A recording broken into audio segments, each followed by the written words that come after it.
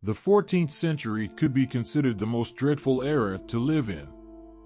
It was during this time that the 100 Years' War began, and humanity faced the devastating Black Death pandemic.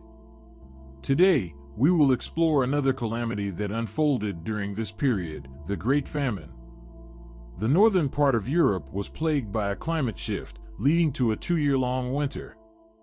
This harsh weather, coupled with widespread famine, claimed countless lives and drove families to the brink of insanity, pushing society into a state of crisis.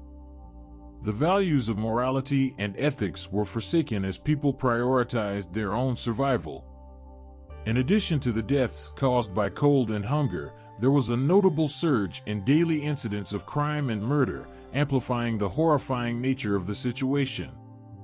This distressing scenario even witnessed instances of cannibalism.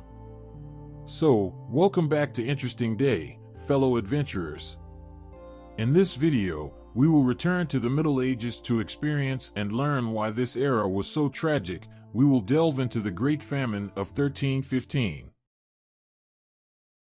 The 13th century stood out as a period of great prosperity within the Dark Ages. It was marked by pleasant and sunny weather, which greatly favored agricultural activities across Europe. It is estimated that, on average, peasants could harvest 7 wheat grains for every seed sown, a truly impressive number for that time. This agricultural abundance even triggered a population boom, a growth rate that would not be witnessed again for more than 5 centuries. However, everything took a turn for the worse in the 14th century. Climate variations have always been part of our world's history, and this particular episode was exceptionally harsh. Thick, dark clouds obscured the sun, depriving peasants' crops of much-needed sunlight, especially in the northern regions of Europe. It is worth noting the sequence of events, as these occurrences preceded the devastating impacts of the Black Death and the 100 Years' War. The Great Famine was the initial catastrophe to unfold. It all began during the early 14th century, specifically in the spring and summer of 1315. The seasons that were anticipated to bring warmth and pleasantness instead brought abnormally cool temperatures and heavy rainfall. As a result, the seeds failed to sprout, impeding the growth of crops for both wealthy and poor farmers. However, this was merely the beginning. The coldness experienced during the summer served as a forewarning of a severe winter ahead. Throughout the winter season, no harvesting or planting could take place. People relied on preserved and cured food supplies to sustain themselves, with salt being the sole method of preservation available. Unfortunately, the humid conditions prevented the evaporation of water, making it impossible to extract salt from reserves. This also affected the animals, leaving them without food. With the absence of crops, preserved food, and the ominous prospect of an impending harsh winter, all signs pointed towards the arrival of dreadful times. In fact, by the end of summer, the price of all food items had doubled, and some even tripled in price. Wheat, for instance, became scarce, leaving peasants without bread, one of their main daily staples. The nobility, fearing hunger, began stockpiling grain and cured food, further exacerbating the scarcity and driving prices even higher. The medieval winter was already harsh and dreaded due to the cold and lack of food during that time. However, this time, both cold and hunger would be even more severe. As expected, when winter arrived, people had to venture into swamps and forests in search of edible roots, chestnuts, or any plant leaves they could find to satisfy their hunger.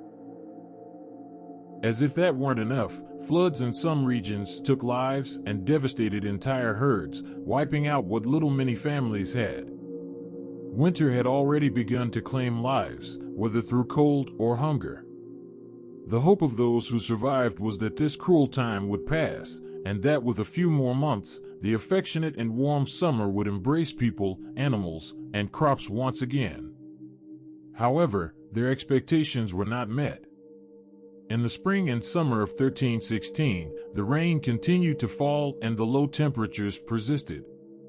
In a population already weak and battered by hunger, the cold became bone-chilling. The wheat harvest from the few surviving crops dwindled from 7 seeds to just 2. The future had to be sacrificed. The stored seeds that were meant for planting had to be consumed. Rations had run out, and there was no food left for both people and animals. The animals, too, were slaughtered for consumption. An example of how despair had already knocked on the door, some families went as far as sacrificing even their pets, dogs and cats, to eat them. From here, everything slowly gets worse. People had crossed the line of survival, and hunger would drive some individuals to commit heinous acts either for themselves or to feed their own families. The elderly were taken to forests and abandoned, while the younger ones were sometimes sold as slaves or servants to families who were better off. In fact, some children were also abandoned in places of no return, as seen in stories like Hansel and Gretel. You can see for yourselves that various tales and fables from this time portray abandonment, hunger, or cannibalism in some way.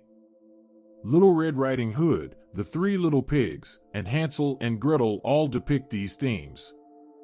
In reality, there were indeed people lurking in forests to prey on children for their own consumption, as well as committing murders against adults. Those who lacked the courage or cowardice to commit such acts with their own family members and others had to find alternative ways to survive. For example, some parents would go without food so that their children could eat.